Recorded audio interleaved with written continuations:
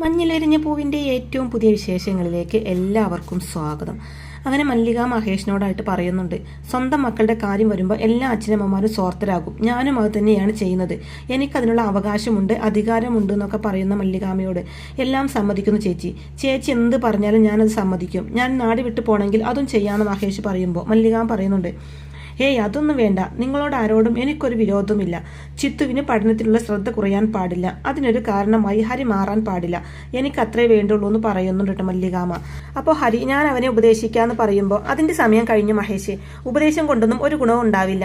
അവർക്കത് മനസ്സിലാവില്ല. അതിന്റെ പേരിൽ മറ്റൊരു പ്രശ്നം ഉണ്ടാവാനും ഞാൻ ആഗ്രഹിക്കുന്നില്ല. എനിക്ക് വേണ്ടത് ചിത്തും ഹരിയും തമ്മിൽ കാണാതിരിക്കല. ആ ഉറപ്പ് നീ എനിക്ക് തരണം. ഹരിയും ചിത്തുവും ഒരിക്കലും കാണരുത്. കാണില്ലാന്ന് നീ എനിക്ക് വാക്ക് തരണം.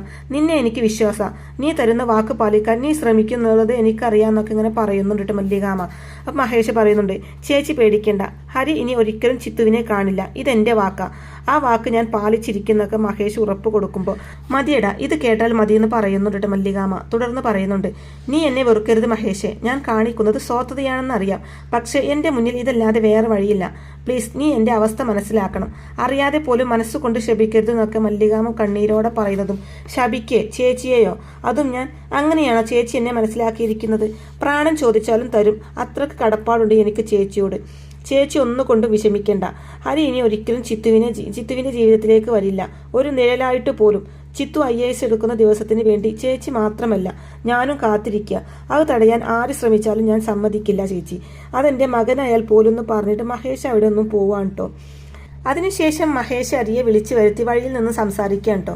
മഹേഷ് പറയുന്നുണ്ട്, വീട്ടിൽ വെച്ച് സംസാരിക്കാൻ പറ്റില്ല, അമ്മ കേൾക്കും. അമ്മ കേൾക്കാൻ പാടില്ല, അവൾക്ക് വിഷമാവും. അതാ ഇങ്ങോട്ട് വരാൻ പറഞ്ഞത് മഹേഷ് പറയുമ്പോൾ. അപ്പോൾ എന്താ അച്ഛൻ ഹരി ചോദിക്കുമ്പോൾ, ഞാനും ചേച്ചിയും തമ്മിലുള്ള ബന്ധം എന്താണെന്ന് അറിയോ നിനക്ക് ഹരിയോടായിട്ട് ചോദിക്കുമ്പോൾ അറിയാമെന്ന് പറയുന്നുണ്ട് ഹരി. തുടർന്ന് മഹേഷ് വീണ്ടും പറയുന്നുണ്ട്, ഇത്രയും കാലത്തെ ജീവിതത്തിനിടയ്ക്ക് എനിക്ക് ആരോടെങ്കിലും കടപ്പാട് തോന്നിയിട്ടുണ്ടെങ്കിൽ അത് അവരോട് മാത്രമാണെന്ന് മഹേഷ് പറയുന്നതും എനിക്കറിയാമെന്ന് ഹരി പറയുമ്പോൾ നിനക്കറിയില്ല. അറിയാമെങ്കിൽ നീ ഇങ്ങനെ ചെയ്യില്ല എന്ന് മഹേഷ് പറയുമ്പോൾ ഞാൻ എന്ത് ചെയ്തു എന്ന് തിരിച്ചു ചോദിക്കുന്നുണ്ട് ഹരി. അപ്പം മഹേഷ് പറയുന്നുണ്ട്, ഒന്നും ചെയ്യരുത്, ചെയ്യാതിരിക്കാനാ ഇപ്പൊ നിന്നെ ഞാൻ ഉപദേശിക്കുന്നത്. നീ കാരണം ഒരിക്കലും മല്ലികാമയ്ക്ക് സങ്കടം ഉണ്ടാവരുത്. ഞാൻ നിന്റെ അച്ഛനാ. ആ അവകാശത്തിന്റെ പേരിൽ ഞാൻ അവർക്ക് ഉറപ്പ് കൊടുത്തു കഴിഞ്ഞു. നിന്റെ ഭാഗത്ത് നിന്ന് ഒരു പ്രശ്നവും ഉണ്ടാവില്ല എന്ന്. അത് നീ തെറ്റിക്കരുത് എന്നൊക്കെ മഹേഷ് പറയുമ്പോൾ ഇങ്ങനെയൊക്കെ ഉണ്ടാവാൻ മാത്രം ഞാൻ എന്ത് തെറ്റാ ചെയ്തതും കൂടി പറയാന്ന് പറയുന്നുണ്ട് ഹരി. അപ്പം മഹേഷ് പറയും, നിന്റെ ഈ പ്രായത്തിന് ഒരു കുഴപ്പമുണ്ട്. നീ ചെയ്തത് തെറ്റാണെന്ന് ഒരിക്കലും നിനക്ക് തോന്നില്ല എന്ന് പറയുന്നതും ഞാൻ എന്താ വേണ്ടത് എന്ന് അച്ഛൻ പറ. അച്ഛൻ പറയുന്നതൊക്കെ അനുസരിക്കാന്ന് പറയുന്ന ഹരിയോട് മഹേഷ് പറയുന്നുണ്ട്, നീയും ചിത്രിയും തമ്മിലുള്ള ബന്ധം എങ്ങനെയുള്ളതാണെന്നും എനിക്കറിയില്ല, അറിയേം വേണ്ട. ചിത്രി എന്തായാലും മറ്റൊരു കണ്ണിലൂടെ നിന്നെ കാണില്ലെന്ന് എനിക്ക് ഉറപ്പുണ്ട്. അങ്ങനെ ഒരു ഉറപ്പ് നിന്റെ കാര്യത്തിലും എനിക്ക് വേണം. നീ എന്നെ സ്നേഹിക്കുന്നുണ്ടെങ്കിൽ ഒരിക്കലും എന്നെ നിരാശപ്പെടുത്തരുതെന്ന് പറയുന്നുണ്ട് മഹേഷ്. തുടർന്ന് നിരാശപ്പെടുത്തുവാൻ ചോദിക്കുമ്പോൾ ഞാൻ എപ്പോഴെങ്കിലും അച്ഛനെ വിഷമിപ്പിച്ചിട്ടുണ്ടോ? അച്ഛൻ എന്ത് പറഞ്ഞാലും അനുസരിച്ചിട്ടല്ലേ ഉള്ളൂ. ഞാൻ എന്താ വേണ്ടത്? എന്ത് പറഞ്ഞാലും ഞാൻ അനുസരിക്കുന്നു പറയുന്നുണ്ട് ഹരി. അപ്പം മഹേഷ്, നീ ചിത്തുവിനെ മറക്കണം. മറന്നാൽ മാത്രം പോരാ, നീ ഒരിക്കലും അവളെ കാണരുത് എന്ന് പറയുന്നതും ഞങ്ങൾ തമ്മിൽ ഒന്നുമില്ല അച്ഛാന്ന് ഹരി പറയുമ്പോൾ ആയിരിക്കാം, പക്ഷേ മല്ലികാമ അത് വിശ്വസിക്കുന്നില്ല. നീ കാരണം മല്ലികാമയ്ക്കൊരു ബുദ്ധിമുട്ടുണ്ടാകുന്നത് എനിക്ക് സഹിക്കാൻ പറ്റില്ല. ഒരിക്കലും ആരുടെയും മുമ്പിൽ തല കുനിച്ച് നിൽക്കാത്തവനാ ഞാൻ. മരിക്കുന്നത് വരെ അത് അങ്ങനെ തന്നെ ആയിരിക്കണം എന്ന് എനിക്ക് നിർബന്ധമുണ്ട്. നീ ആയിട്ട് എന്നെ നാണം കെടുത്തതെന്നൊക്കെ മഹേഷ് പറയുമ്പോൾ ഹരി പറയുന്നുണ്ട്, ഒരിക്കലുമില്ല. ഞാൻ കാരണം ആരുടെ മുമ്പിലും അച്ഛന് തല താഴ്ത്തേണ്ടി വരില്ല. അതിനുള്ള അവസരം ഞാൻ ഉണ്ടാക്കില്ല എന്ന് പറയുന്നുണ്ട് കേട്ടോ. തുടർന്ന് പറയുന്നുണ്ട്, ചിത്തുവിനെ മറക്കണം, അത്രല്ലേയുള്ളൂ. മറക്കാം. അവളെ ഇനി കാണരുത്, കാണാതിരിക്കാം. ആരും എന്നെ വിശ്വസിക്കുന്നില്ലല്ലോ, അതിലാ എനിക്ക് സങ്കടം എന്ന് പറയുന്നുണ്ട് കേട്ടോ. ഞാൻ അത്രയ്ക്ക് മോശക്കാരനാണ് അച്ഛാ. നിങ്ങളെയൊക്കെ വേദനിപ്പിച്ചിട്ട് ഞാൻ എന്തെങ്കിലും ചെയ്യുന്നു നിങ്ങൾ വിചാരിക്കുന്നുണ്ടോ എന്ന് ഹരി ചോദിക്കുമ്പോൾ മഹേഷ് സ്നേഹത്തോടെ പറഞ്ഞു കൊടുക്കുന്നുണ്ട്, മോനെ നിന്റെ പ്രായം അതാ ഞങ്ങൾക്ക് പേടി. വിചാരിച്ചാൽ വിചാരിച്ചെടുത്ത് മനസ്സ് നിൽക്കില്ല എന്ന് പറയുമ്പോൾ ഹരിയുടെ മനസ്സ് നിൽക്കും. നിർത്തി കാണിച്ചു തരാം. രണ്ടാവശ്യങ്ങളും ഞാൻ അംഗീകരിക്കുക. മറക്കാന്ന് പറയുന്നത് എത്ര കാലത്തെ ബന്ധം? അതിങ്ങനെ പെട്ടെന്നൊരു ദിവസം. എന്നാലും ശ്രമിക്കാം. ശ്രമിച്ചാൽ പറ്റാത്തതായിട്ട് ഒന്നുമില്ലല്ലോ. ഹരി അച്ഛന്റെ മോന. അച്ഛനെ ഒരിക്കലും ഞാൻ നാണം കെടുത്തില്ല എന്ന് ഉറപ്പ് കൊടുത്തതിന് ശേഷം അവിടെ ഒന്നും പോവാണ്ട ഹരി. അതിനുശേഷം കാണിക്കുന്നത് മല്ലികാമ അമ്പലത്തിൽ പോയി വരുന്ന വഴി ഹരി മല്ലികാമയെ കാണാൻ വേണ്ടി കാത്തു നിൽക്കായിരിക്കും കേട്ടോ. അപ്പോൾ മല്ലികാമ വരുന്നതും ഹരി പറയുന്നുണ്ട്, അച്ഛമ്മേ എന്തെങ്കിലും പറയാനുണ്ടായിരുന്നെങ്കിൽ അതെ എന്നോട് നേരിട്ട് പറഞ്ഞാൽ മതിയായിരുന്നു. വെറുതെ അച്ഛനെ ബുദ്ധിമുട്ടിക്കണ്ടായിരുന്നു എന്ന് പറയുമ്പോൾ മല്ലികാമ പറയുന്നുണ്ട്, മഹേഷിനെ ഞാൻ എൻ്റെ അനിയനായിട്ടാണ് കാണുന്നത്. അവന് എന്നെ മനസ്സിലാവുമെന്ന് പറയുന്നതും അതിനർത്ഥം എനിക്ക് മനസ്സിലാവില്ല എന്നല്ലേ?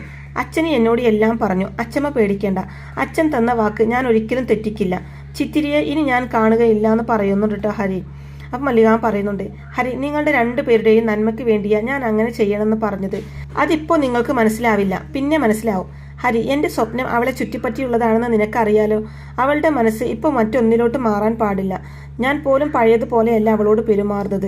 സത്യം, ഞാൻ ഒട്ടും അവളെ ശല്യം ചെയ്യാറില്ല. പഠിത്തം മാത്രമേ ഇപ്പോൾ അവളുടെ മനസ്സിലുണ്ടാവാൻ പാടുള്ളൂ. ആ നിർബന്ധം എനിക്കുണ്ട് മോനെ എന്നൊക്കെ മല്ലികാമ്മ പറയുമ്പോൾ എനിക്ക് മനസ്സിലാവുന്നുണ്ട് അച്ഛമ്മ പറയുന്നത്. അച്ഛമ്മയ്ക്കിനി ഒരിക്കലും ഞാൻ കാരണം ഒരു ബുദ്ധിമുട്ടും ഉണ്ടാവില്ല എന്ന് ഹരി പറയുമ്പോൾ മല്ലികാമ്മ പറയുന്നുണ്ട്, നിന്നെ ബുദ്ധിമുട്ടിപ്പിക്കണമെന്ന് അച്ഛമ്മ ഒരിക്കലും കരുതിയിട്ടില്ല. മോനെ മനഃപൂർവ്വം അകറ്റി നിർത്തുന്നതുമല്ല. എൻ്റെ അവസ്ഥ ഇപ്പോൾ അതാ. അത് മനസ്സിലാക്കിയാൽ എന്നോട് നിനക്ക് ഒരു ദേഷ്യവും തോന്നില്ല എന്ന് പറയുന്നുണ്ട് മല്ലികാമ്മ. അപ്പോൾ ഹരി പറയുന്നുണ്ട്, ഞാൻ കാരണം നിങ്ങളൊക്കെ വേദനിക്കുന്നുണ്ട് എന്ന് അറിയുമ്പോൾ ഏതൊരാൾക്കും തോന്നുന്ന സങ്കടം എനിക്കും തോന്നുന്നുണ്ട്. ചിത്തിരിയെ ഞാൻ കാണുന്നതും സംസാരിക്കുന്നതുമാണല്ലോ എല്ലാവരുടെയും പ്രശ്നം. കൂട്ടു മാത്രമാണെന്ന് പറഞ്ഞിട്ടൊന്നും ആർക്കും മനസ്സിലാവുന്നുമില്ല. സാരമില്ല, ഇനി അച്ഛമ്മയ്ക്ക് ഒരിക്കലും എൻ്റെ അച്ഛനെ കണ്ട് സംസാരിക്കേണ്ടി വരില്ല. എൻ്റെ അച്ഛനെ അച്ഛമ്മയുടെ മുമ്പിൽ തല കുമ്പിട്ട് നിൽക്കേണ്ടിയും വരില്ല. രണ്ടു പേർക്കും കൂടിയാണ് ഞാൻ വാക്ക് തന്നിരിക്കുന്നത്. അത് ഞാൻ ഒരിക്കലും തെറ്റിക്കില്ല എന്ന് പറയുന്നുണ്ട് കേട്ടോ ഹരി വിഷമത്തോടെ. ഹരി, അവൾ IAS എടുത്തു കഴിഞ്ഞ് ഹരി പിന്നെന്നൊക്കെ മല്ലികാമ്മ പറയാൻ തുടങ്ങുന്നതും അതൊക്കെ എന്നാണ് അച്ഛമ്മേ, 5-6 കൊല്ലം പിടിക്കില്ലേ? അപ്പോഴേക്കും എല്ലാവരും എല്ലാം മറന്നു കാണും. ഞാൻ മറക്കില്ല കേട്ടോ, എനിക്ക് മറക്കാൻ പറ്റില്ല എന്ന് ചങ്ക് പൊട്ടുന്ന വേദനയോടെ പറയുന്നുണ്ട് കേട്ടോ ഹരി. പക്ഷേ അച്ഛമ്മ പറഞ്ഞാൽ ഞാൻ എന്തും ചെയ്യും. എൻ്റെ അച്ഛൻ പറഞ്ഞാലും ചെയ്യും. കാണില്ല, ഇനി ഒരിക്കലും ചിത്തിരിയെ ഞാൻ കാണില്ല എന്ന് പറഞ്ഞിട്ട് ഹരി അവിടെ ഒന്നും പോവാൻ കേട്ടോ. അതിനുശേഷം കാണിക്കുന്നത് ഹരി ഈ വിവരങ്ങളൊക്കെ ഭാർഗവൻ ചേട്ടനോട് പോയി പറയുന്നുണ്ട്. ശേഷം ചേട്ടനൊന്നും പറഞ്ഞില്ല എന്ന് ഹരി പറയുമ്പോൾ ഭാർഗവൻ ചേട്ടൻ പറയുന്നുണ്ട്, എടാ നീ ശരിക്കും ഒരു മണ്ടന. നീ ഇപ്പോൾ ചെയ്തത് എന്താണെന്നറിയോ? സ്വന്തം മനസാക്ഷിയെ വഞ്ചിച്ചു. അങ്ങനെ ചെയ്യുന്നവര് ജീവിതത്തിൽ ഒരിക്കലും സ്വസ്ഥത കിട്ടില്ല. അവരിങ്ങനെ അലഞ്ഞു തിരിഞ്ഞു നടക്കും എന്നെ പോലെ എന്നൊക്കെ പറയുമ്പോൾ അതിന് ചേട്ടാ എനിക്ക് അങ്ങനെ വാക്കുകൾ മുറിച്ച് അതിന് എനിക്ക് ചിത്തുവിനോടൊന്നുമില്ലല്ലോ, പിന്നെന്താ കാണാതിരുന്നാൽ എന്ന് ഹരി ചോദിക്കുന്നതും, എടാ വാക്കുകൾ ഇപ്പോൾ മുറിഞ്ഞില്ലേ? അതിനകത്തുണ്ട് നിന്റെ മനസ്സിലെ സത്യം. നീ നിന്നോട് തന്നെ നുണ പറഞ്ഞുകൊണ്ടിരിക്കുക. നീ നിന്നെ തന്നെ പറ്റിക്കാൻ ശ്രമിക്കുന്നു. അതെത്ര കാലം പറ്റും? സ്വന്തം ആത്മാവിനെ നഷ്ടപ്പെടുത്തുന്നവൻ ഈ ലോകത്തൊന്നും നേടാറില്ല മോനെ എന്നൊക്കെ പറയുന്നുണ്ട് കേട്ടോ ഭാർഗവൻ ചേട്ടൻ. അപ്പൊ ഹരി, ഞാൻ ആത്മാർത്ഥമായിട്ട് തന്നെയാ മല്ലികാമ്മയോട് അങ്ങനെ പറഞ്ഞതെന്ന് പറയുമ്പോൾ നിനക്കപ്പോൾ അല്പം പോലും ചിത്തിരിയോട് സ്നേഹമില്ലെന്നാണോ നീ പറയുന്നതെന്ന് ഭാർഗവൻ ചേട്ടൻ ചോദിക്കുന്നതും, ഇല്ല ഇപ്പോൾ ഇല്ല എന്ന് ഹരി മറുപടി പറയുമ്പോൾ, ഇപ്പോൾ ഇല്ല, ഇന്നലെ ഉണ്ടായിരുന്നു, നാളെ ഉണ്ടാകാം. ഞാൻ നിന്നെ ഉപദേശിക്കുന്നില്ല. ഉപദേശിച്ചാൽ നിനക്ക് നോവും. നിന്റെ അവസ്ഥ എനിക്കറിയാം. നിന്നെ പോലുള്ള ഒരു കാമുകനായിരുന്നു ഒരു കാലത്ത് ഞാനും. എനിക്ക് നഷ്ടപ്പെട്ടത് എൻ്റെ ജീവിതമായിരുന്നു. പ്രേമത്തിൻ്റെ ജീവിച്ചിരിക്കുന്ന അനേകം രക്തസാക്ഷികളിൽ ഒരാളാണ് ഞാൻ. നീ ഞങ്ങളുടെ കൂട്ടത്തിൽ കൂടരുതെന്ന് എനിക്ക് നിർബന്ധമുണ്ട്. സാരമില്ല, എല്ലാം ശരിയാകുന്നൊക്കെ പറയുന്നുണ്ട് ഭാർഗവൻ ചേട്ടൻ. അപ്പോൾ ഹരി പറയുന്നുണ്ട്, എനിക്ക് ഈ ശബദത്തിൽ അതിലുറച്ചു നിൽക്കാൻ പറ്റില്ലെന്നാണോ ചേട്ടൻ പറയുന്നതെന്ന് ഹരി ചോദിക്കുമ്പോൾ, പറ്റില്ല. നീ യഥാർത്ഥ കാമുകനാണെങ്കിൽ പറ്റില്ല, അല്ലെങ്കിൽ പറ്റും. നമുക്ക് നോക്കാം നീ ഇതിൽ ഏതിൽ പെടും എന്ന് ഭാർഗവൻ ചേട്ടൻ പറയുന്നതും, ഇല്ല ചേട്ടാ, ഞാൻ ഇതിൽ പരാജയപ്പെടില്ല. പെട്ടാ പിന്നെന്തിനു കൊള്ളാം? മല്ലികാമ്മയ്ക്ക് ഞാൻ വാക്ക് കൊടുത്തിരിക്കുന്നത് അതെനിക്ക് പാലിക്കണമെന്ന് പറയുന്നുണ്ട് ഹരി.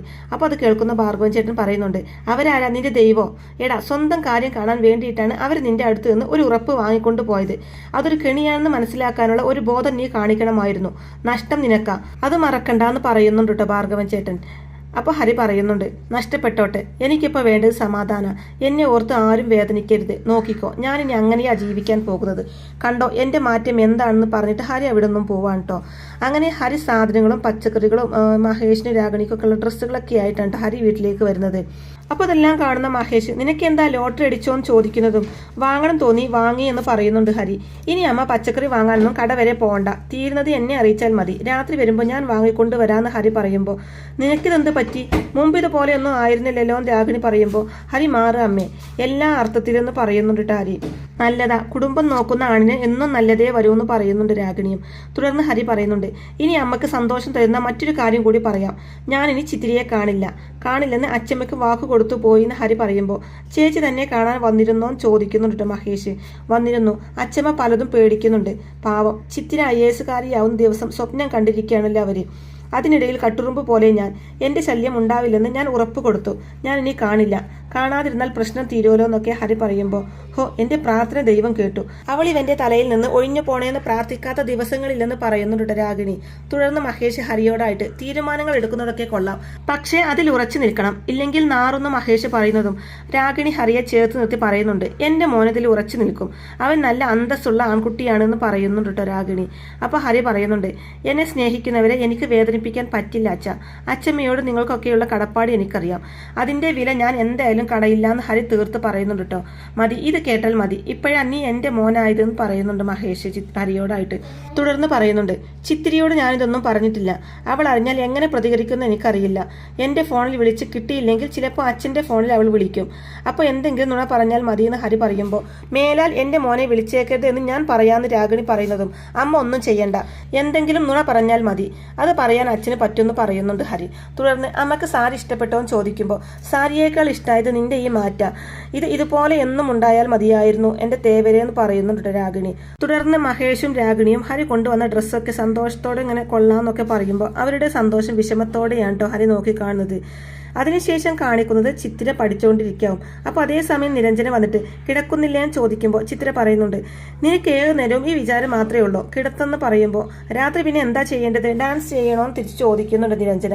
നാളെ എനിക്ക് എൻട്രൻസിന്റെ മോക്ക് ടെസ്റ്റാന്ന് ചിത്തിര പറയുന്നതും, ഓ ഞാനത് മറന്നു, എങ്ങനെയാ പോകുന്നത് നിരഞ്ജൻ ചോദിക്കുമ്പോൾ, ഇതുവരെ എങ്ങനെയായിരുന്നു പോയിരുന്നത് അതുപോലെ തന്നെ പോകുന്നു ചിത്തിര പറയുന്നതും. അപ്പോൾ അത് കേൾക്കുന്ന മല്ലികാമ പറയുന്നുണ്ട്, അല്ല ഇത്തവണ കഴിഞ്ഞ പോലത്തെ അല്ല പോകുന്നത്, കഴിഞ്ഞ തവണ നീ പോയത് നമ്മുടെ ഹരിയുടെ ഓട്ടോയിലല്ലേ, ഇത്തവണ നീ കാറിലാ പോകുന്നതെന്ന് പറയുന്നതും, എന്തിന്, എനിക്ക് ഹരിയുടെ വണ്ടിയിൽ പോയാൽ മതിയെന്ന് പറയുന്നുണ്ട് ചിത്തിര. അത് വേണ്ടാന്ന് മല്ലികാമ പറയുന്നതും, അപ്പോൾ ചിത്തിര കാരണം ചോദിക്കുമ്പോൾ, വേണ്ട അത്ര തന്നെയെന്ന് പറയുന്നുണ്ട് മല്ലികാമ. അപ്പോൾ ചിത്തിര പറയുന്നുണ്ട്, അച്ഛമ്മ മനഃപൂർവ്വം പ്രശ്നം ഉണ്ടാക്കാൻ നോക്കുക, ഒട്ടും പരിചയമില്ലാത്ത ഒരാളുടെ കാറിൽ പോകുന്നതാണോ പരിചയമുള്ള ഹരിയുടെ കൂടെ പോകുന്നതാണോ നല്ലത്, സേഫ് എന്ന് ചിത്തിര ചോദിക്കുന്നതും, അത് ഹരിയുടെ കൂടെ പോകുന്നത് തന്നെയാണെന്ന് നിരഞ്ജന മറുപടി പറയുന്നതും, നിന്റെ അടുത്ത് ചോദിച്ചോന്ന് ചോദിക്കുന്നുണ്ട് മല്ലികാമ നിരഞ്ജനയോടായിട്ട്. തുടർന്ന് ചിത്തിര, ഹരിയുടെ വണ്ടി ഉണ്ടെങ്കിലേ ഞാൻ പരീക്ഷയ്ക്ക് പോകൂന്ന് പറയുമ്പോൾ, ചിത്തു വാശിയാണോന്ന് മല്ലികാമ ചോദിക്കുമ്പോൾ, വാശി കാണിക്കുന്നത് അച്ഛമ്മയല്ലേ ചിത്തിര തിരിച്ചു ചോദിക്കുന്നതും, ഞാൻ പറയുന്നത് അനുസരിച്ചാൽ എന്താ നിനക്ക്, നീ കാറിൽ പോവുകയാണെങ്കിൽ കൂടെ ഞാനും വരാം, അന്നേരം ഒറ്റക്കാണെന്നുള്ള വിഷമം ഇല്ലല്ലോ എന്ന് പറയുമ്പോൾ, എന്നിട്ട് അച്ഛമ്മ എവിടെ നിൽക്കും ചിത്തിര ചോദിക്കുമ്പോൾ, ഞാൻ പരീക്ഷാ ഹാളിന്റെ പുറത്ത് നിൽക്കുന്ന മല്ലികാമ മറുപടി പറയുന്നതും ചിത്തിര പറയുന്നുണ്ട്, കൊച്ചുകുട്ടിയല്ലേ ഞാൻ, പരീക്ഷ എഴുതാൻ കൊണ്ടുപോകുന്നു, കാത്തു നിൽക്കുന്നു, തിരിച്ചു കൊണ്ടുവരുന്നു, എന്നെ ഹരി കൊണ്ടുപോയാൽ മതിയെന്ന് ഉറപ്പിച്ച് പറയുന്നുണ്ട് ചിത്തിര. ചേച്ചി അങ്ങനെ മതിയെങ്കിൽ മതി, വെറുതെ വഴക്കിന് പോവണ്ടെന്ന് ശ്രീജ പറയുമ്പോൾ, ശരി നിന്റെ ഇഷ്ടം, പക്ഷേ ഹരിയെ ഞാൻ വിളിക്കില്ല എന്ന് മല്ലികാം പറയുന്നതും, ഞാൻ വിളിച്ചോളാം ഹരിയെ, അല്ലെങ്കിലും അങ്ങനെയാണല്ലോ പതിവെന്ന് പറയുന്നുണ്ട് ചിത്തിര. തുടർന്ന് മല്ലികാമ ചിത്തിരയുടെ മുമ്പിൽ നിന്നും മാറി നിന്ന് ശ്രീജയോടായിട്ട് പറയുന്നുണ്ട്, എന്നെ തോൽപ്പിക്കാൻ നോക്കുക, വാശി കുറെ കണ്ടിട്ടുള്ളവളാ ഞാൻ, എന്നെ തോൽപ്പിക്കാൻ ഒരുത്തിയും വിചാരിക്കേണ്ടാൻ പൊട്ടിത്തെറിച്ചു കൊണ്ട് പറയുന്നതും, ചേച്ചി പതുക്കെ, ചിത്തു കേൾക്കണ്ടാൻ ശ്രീജ പറയുന്നുണ്ടെങ്കിലും, കേൾക്കട്ടെ ശ്രീജ, പരീക്ഷയായി പോയി, അല്ലെങ്കിൽ കാണിച്ചു കൊടുത്തേനെ ഞാൻ എന്ന് പറയുന്നുണ്ട് മല്ലികാമ. അതിനുശേഷം ചിത്തിര ഫോൺ എടുത്ത് ഹരിയെ വിളിക്കുകയാണ് കേട്ടോ. അപ്പോൾ ചിത്തുവിൻ്റെ കോൾ ആണെന്ന് കാണുന്നതും ഹരി കോൾ എടുക്കുന്നില്ല. അപ്പോൾ ഹരി ഫോൺ എടുക്കാത്തത് കൊണ്ട് തന്നെ ഇതിപ്പോൾ ഹരിക്ക് എന്ത് പറ്റി, എന്താ കോൾ എടുക്കാത്തതെന്ന് ആലോചിച്ചുകൊണ്ട് ചിത്തിര ഉടൻ തന്നെ മഹേഷിനെ വിളിക്കുകയാണ് കേട്ടോ. അപ്പോൾ മഹേഷിൻ്റെ ഫോൺ റിങ് ചെയ്യുന്നതും, ആരാ ഈ രാത്രിയിലെന്ന് ചോദിക്കുന്ന രാഗിണിയോട് ചിത്തിരിയാണെന്ന് പറയുമ്പോൾ, എന്താണാവോ എന്ന് രാഗിണി ചോദിക്കുന്നതും, ഹരിയെ വിളിച്ചിട്ട് കിട്ടാത്തത് കൊണ്ട് വിളിക്കുന്നതാവുന്ന മഹേഷ് പറയുന്നതും, എടുക്കണ്ടെന്ന് രാഗിണി പറയുമ്പോൾ, എടുക്കാതിരുന്നാൽ അവൾ പേടിക്കും, എടുക്കാമെന്ന് പറഞ്ഞ് മഹേഷ് കോൾ അറ്റൻഡ് ചെയ്യുന്നതും, ഞാനാ ഓട്ടോ മാമാൻ ചിത്തിര പറയുന്നതും കേട്ട് വല്ലാത്തൊരവസ്ഥയിൽ നിൽക്കുന്ന മഹേഷിനെയും കാണിച്ചുകൊണ്ടാണ് കേട്ടോ ഇന്നത്തെ ഈ എപ്പിസോഡ് അവസാനിക്കുന്നത്. അപ്പോൾ എന്തായാലും ചിത്തിര ഹരി മനഃപൂർവ്വം മാറി നിൽക്കുകയാണ്, അതിൻ്റെ പിന്നിൽ മല്ലികാമയാണെന്നൊക്കെ അറിയുമ്പോൾ എന്തായിരിക്കും ചിത്തിരയുടെ പ്രതികരണം. അപ്പോൾ ഇങ്ങനെയൊക്കെയുള്ള നല്ല അടിപൊളി ത്രില്ലിംഗ് എപ്പിസോഡുകളൊക്കെ ആയിരിക്കും കേട്ടോ ഇനി വരാനിരിക്കുന്നത്.